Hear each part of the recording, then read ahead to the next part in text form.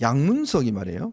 오늘 제가 서로 보니까 그 딸이 통신 판매업으로 등록을 했다는 겁니다. 통신 판매업. 네, 인터넷 쇼핑몰을 운영할 수 있는 통신 판매업 사업자 등록증을 제출했고, 요걸 근거로 11억 원을 대출했다고 그러는데 문제는 6억 원은 기존에 고금리 했던 대부를 갚았잖아요. 네. 나머지 5억에 대해서는 본인 이야기는 다른 빚을 다 갚았다라고 이야기를 했습니다. 양문석이 그렇게 예, 양문석이 그렇게 이야기했는데 알고 봤더니 이 회사에서 이게 돈을 빌려주면 돈에 쓰는 용도에 대해서 이걸 확인을 할 필요가 있는 모양이에요. 그래야 이 대출이 유지되는 모양입니다. 그렇죠. 근데 이 5억 원을 옷이나 이런 걸로 샀다라는 걸로 해서 영수증과 이게 구매 확인증을 제출했다는 거예요. 네.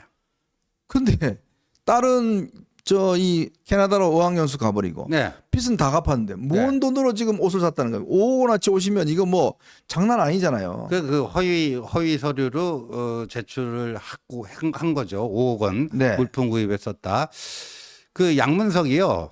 그 지난주 토요일에 자기 자신의 페이스북에 장문의 글을 썼는데 그 중에서 우리가 눈여겨봐야 될 게 뭐냐. 네. 여하튼 대구에 있는 수성 새마을 금고로부터 11억 원을 대출받아서 6억 3천만 원은 대부업체 있잖아요. 네. 리코대부 거기에 뭐 연리가 거의 20% 19.9%. 그래서 한 달에 뭐 1,000만 원 이상 이 이자를 물다 보니까 이 갈아타기를 한 거다. 그거 본인도 인정한 거 아닙니까? 네. 그래서 그 6억 3천만 원을 변제한다. 그 나머지 이제 4억 7천만 원이 남지 않습니까? 네. 그 5억 원 정도가 그럼 뭘 했느냐? 또 여러 지인들에게 뭐 적게는 수백만 원, 많게는 수천만 원 이렇게 꿨대는 거예요. 그걸 갚는데 나머지 5억 원을 썼다. 이게 양문석 페이스북에 지금도 들어가면 양문석 페이스북에 있습니다. 네. 그런데 이게 이제 오늘 저희가 그거 말씀드릴게요.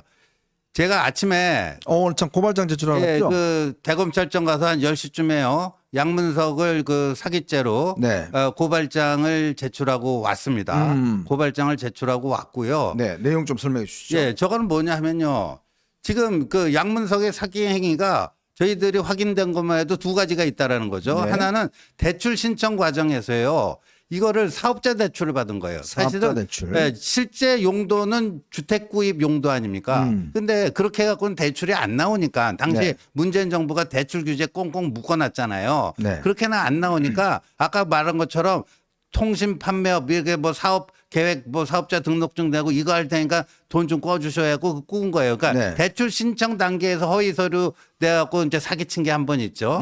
두 번째는 그런 식으로 이제 사업자 대출이 이루어지잖아요. 그럼 3개월 이내에 원래 신청한 그대로 정상적으로 이렇게 그 돈이 쓰이고 있는 날을 점검을 합니다. 아하. 점검을 할 때 그때 낸 게 5억 원을 가지고 이 사업을 위한 물품을 구입했다 해갖고 뭐 세금 계산서 영수증 내는데 그게 다 가짜인 거죠. 가짜인 거죠. 그러니까 두 번. 그러니까 대출을 받아내기 위해서 대출 신청 단계에서 한 번 사기를 쳤고요. 네. 또 대출 유지를 위해서 또 한 번 사기친 겁니다. 이 두 가지 사기 혐의가 이제 확인이 된 거고 그래서 저희들이 이제 고발장을 갖다 낸 거고 네.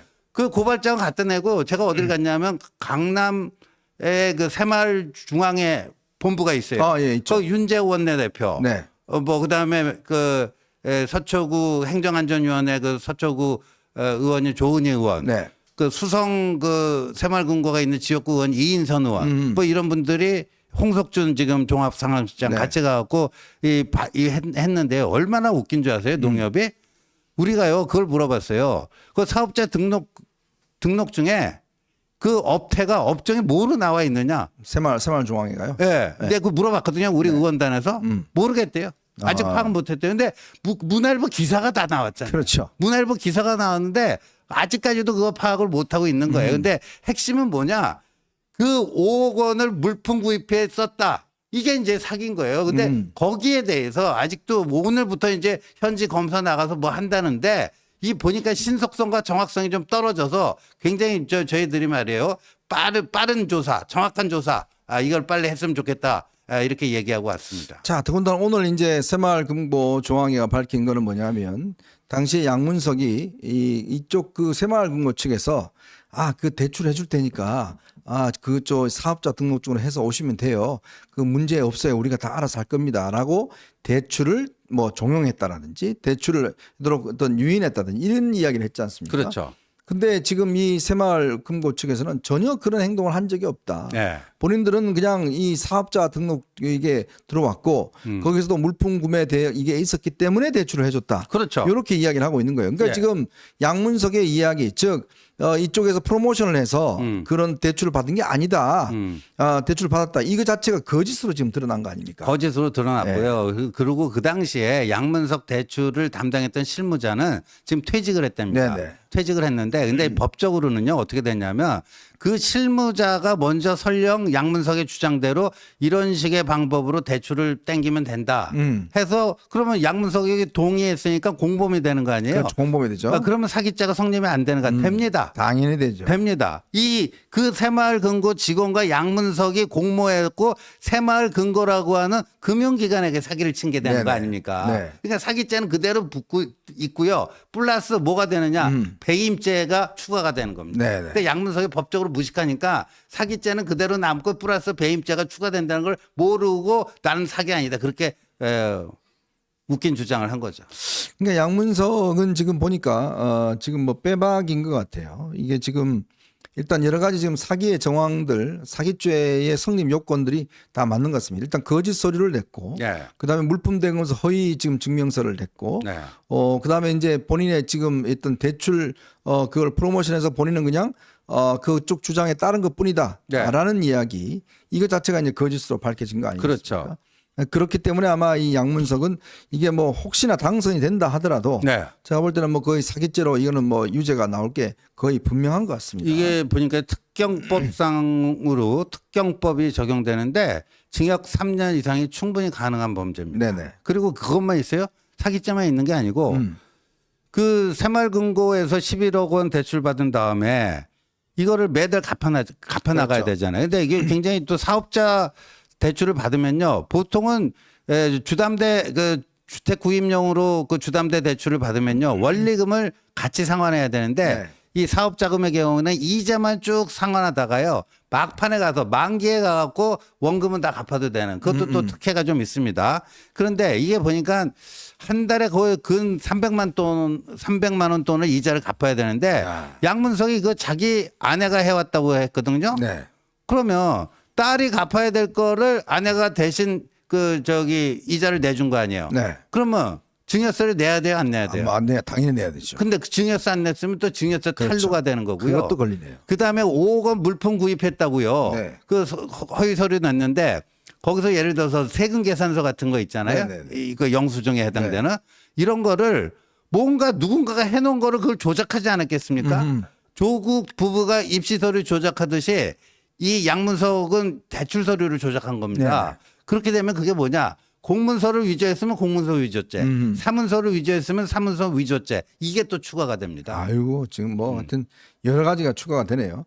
자, 또 하나 있습니다. 조국 혁신당의 박은정 1번 이 후보인데 오늘 새롭게 또 하나 나온 게 있어요. 이종근 변호사 있지 않습니까? 이종근 변호사가 서부지검장을 하다가 법무연수원 연구위원으로 이제 근무지가 바뀌었습니다. 그런데요, 그 9개월 동안 여기서 이제 과제 수행을 해야 되는데 과제 수행을 한 건도 하지 않았대요. 하지 않으면서 매월 870만 원의 월급을 수령한 것으로 밝혀졌습니다. 이종근이? 네. 아. 2022년 6월부터 2023년 2월까지 법무연수원 연구위원으로 근무를 했고요. 퇴직할 때까지 연구과제 보고를 제출하지 않았대요. 한 건도 하지 않았다 그럽니다. 보통 이제 제출기간 1년이긴 한데 그래도 뭔가 뭘 연구한다는 거라도 있지 않겠습니까? 그렇죠. 근데 하나도 없었답니다. 자, 그래 놓고 이제 870만 원을 땡기고 바로 이제 개업을 해서 나가서 41억 원을 바로 땡긴 거예요. 정말 대단합니다. 그러면서 오늘 또 무슨 변명을 했냐면 내가 피해자도 한 300명 변호했다. 10만 원 정도 받고 했다. 그 피해자 10만 원씩 받은 거 바로 가해자 22억 받은 거하고 비교가 되겠습니까? 그러니까요. 네? 비교할 걸 비교해야지. 그러니까 이제 부부가 똑같네요. 뭐 부창부수인데 누가 먼저랄 것도 할 거 없이 뭐 박은정은 자기가 뭐 자기 병명은 개인정보니까 그걸 뭐 그렇게 뭐 공황장애라고 뭐 하면 안 된다. 그런 건데 여하튼 그 1년 9개월 동안인가 출근도 않고 네. 뭐 1억 원 이상 땡겨갔잖아요. 남편은 남편대로 해야 될 업무 과제 한 건도 안 해놓고 월 870만 원 땡겨가고 네. 일하지 않는 자에 먹지도 말라. 니들은 먹지도 말아야 된다. 근데 참 비교가 되는 게 한동훈 위원장은 당시에 징계를 이 좌천이 돼서 법무연수원 용인, 그다음에 진천, 그다음에 또 사법연수원 뭐 이렇게 다 돌아다녔습니다. 근데 하루도 늦지 않았어요.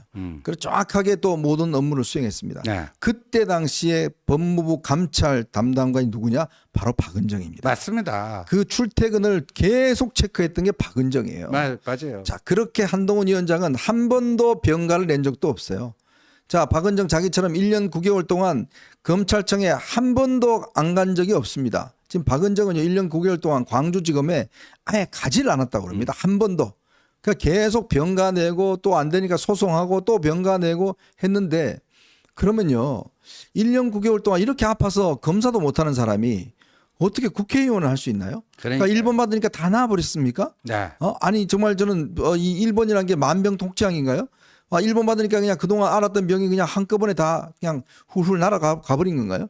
저는 정말 이 두 부부가 사는 법을 보면 세금은 세금대로 정말 땡겨서 또 일은 일대로 안 하고 그래 놔놓고 그걸 무슨 명분으로 자신들을 탄압한다는 이유로 나중에 나와서 또 검찰 개혁을 이야기를 하면서 금배지까지 또 남편은 또 이 그 다단계 사기꾼들 전부 다 돈 끌어와서 그것도 이제 하고 있고 이야 참 오늘 그 이종배 서울시의원이 또 고발했더라고요. 네, 누구를요? 이종근. 이종근을 뭡니까?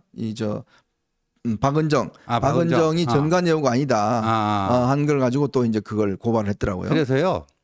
내일 오후 2시에 네. 제가 지난주 토요일에 그 다단계 그 가해자 그 변호하는 이종근이 네. 그 중에 하나가 아도 인터내셔널. 맞아. 아도 인터내셔널요? 아도가 왜 아도인가 했더니 아도 친다 해서 아도래요. 그게 거기 피해자들이요. 그 피해자들을 중심으로요. 네. 한국 사기 예방 국민회라고 하는 시민단체가 결성돼서 맹렬하게 활동 중에 있는데 네. 내일 오후 2시에 조국당 앞에 가갖고요. 네. 규탄 집회를 합니다. 이거 잘하셨네. 규탄 집회를. 네. 예. 그거 진짜 하셔야 됩니다. 네. 이게 결국 이 문제를 좀 우리가 이슈화 시켜야 돼요. 그럼요. 이게 네. 보십시오. 진짜 이런 파렴치범이 어디 있습니까? 진짜 이 부부가 정말 세금은 세금대로 돈 정말 가해자들의 피해자들의 피 묻은 돈을 갖다가 다 변호사비로 받고 네. 이렇게 하면서도 나와서 무슨 검찰 개혁하겠다고 일본 하겠다고 저러고 있는 모습이 이 국민들이 정말 보시면 이 억장이 무너지는 거 아니겠습니까? 억장이 무너지는 거죠. 그 조국당이 제 1호 강령이 뭐예요? 검찰 개혁 아닙니까? 네. 검찰 개혁인데 검찰 개혁이라는 게 뭐예요? 쉽게 얘기하면 우리나라 사법 시스템을 얘기할 때 가장 우리가 팔자성어로 얘기하는 게 있잖아요. 네. 유전 무죄, 무전 유죄. 근데 이게 그 현상이 일어나는 게 뭐예요? 바로 전관예우 시스템이 그 살아있기 때문에 그런 거 아니겠습니까? 네. 그럼 전관예우를 없애는 게 어찌 보면 검찰개혁의 시작이에요. 그런데 조국 넌 뭐라고 그랬니? 옛날엔 전관예우가 아니고 뭐 전관비리, 전관범죄. 그런데 요번에 계약서는 썼으니까 전관예우는 아니다 그랬는데요. 제가 그 조만 대장경을 찾아봤거든요. 네네. 작년 6월인가 조국이 이렇게 얘기합니다. 전관예우에는 여러 가지 형태가 있는데 계약서를 쓰는 전관예우가 있고 계약서를 안 쓰고 전화 변론만 하는 뭐가 있고 뒤가 다 이렇게 분류를 해놔요. 네네. 그리고 이 모든 것이 전관예우다. 그래놓고 이제 와서는 계약서 썼으니까 괜찮다는 거예요. 참 진짜 어떻게 이렇게 뻔뻔하고 내로남불인 작자가 이렇게 또 국민들이 속아서 이렇게 또 지지를 해주는지 참 정말 저는 정말 도저히 이해할 수가 없습니다. 그렇습니다. 그 부부의 범죄, 정말 그 가족의 범죄. 이번에 보시면 알겠지만 이 조국당 비례대표 면면을 보면 정말 자격이 딱 맞는 사람들이에요.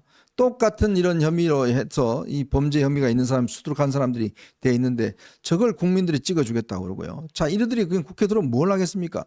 오직 그냥 이 한동훈 특검법, 그다음에 윤석열 대통령 탄핵 이것만 외치다가 4년 동안 외치다 가지 않겠습니까? 당연하죠. 조국은 그렇죠. 조국대로 빵에 가 있고 황운하하고 빵에 가 있고 또 승계하고 이 집단은 결국 그걸 위해서 탄생한 정당이잖아요. 그렇죠. 그렇습니다.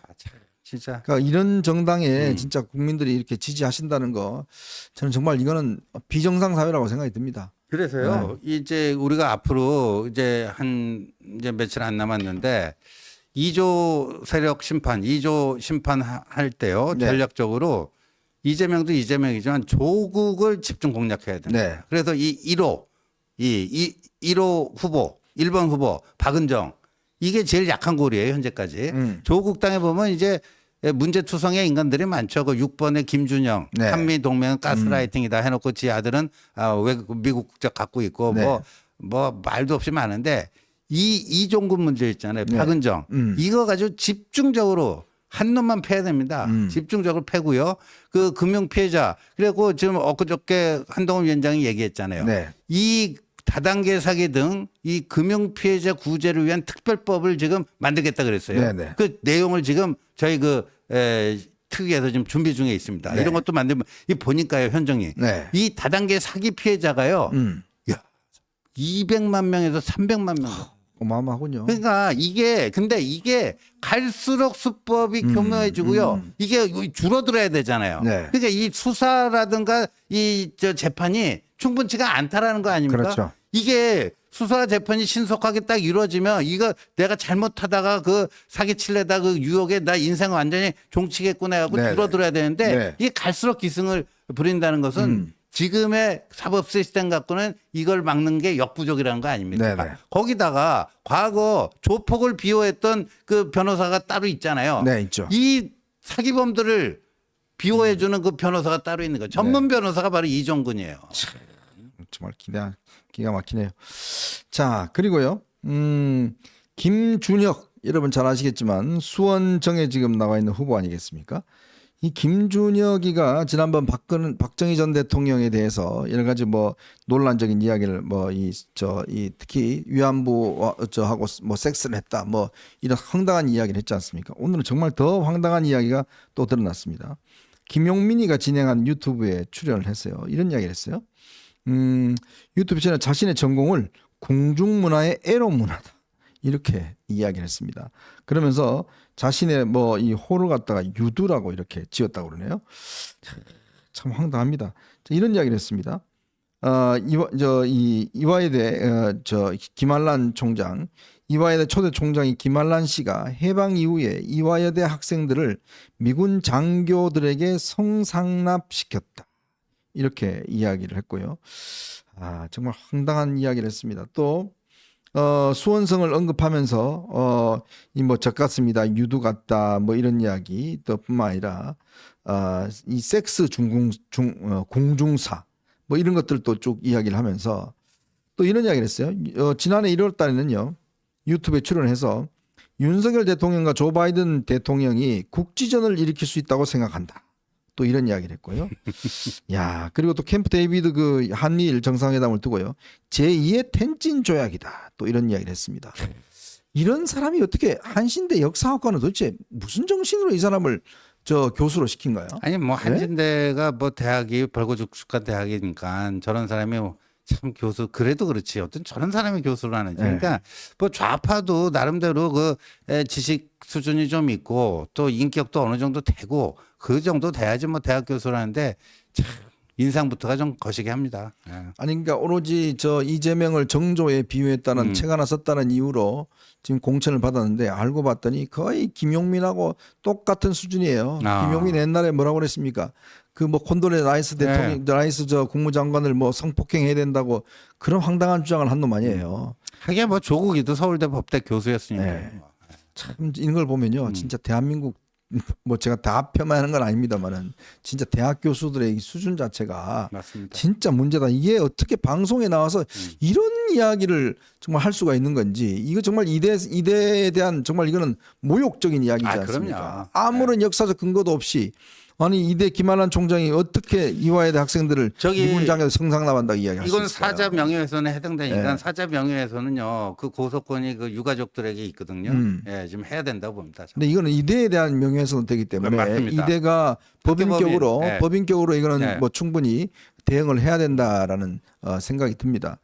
정말 참 황당합니다. 박은정, 김준혁, 양문석 거기다가 또 지금 양부남, 공영훈 뭐 등등 참 이들이 보면 온갖 사회의 어떤 특혜와 이런 것들은 다 빨대처럼 다 빨아먹으면서 이제 와서 오직 국회의원이 되겠다고 나서는 이들을 보면 정말 기가 막힌다 하는 생각밖에 들지가 않습니다.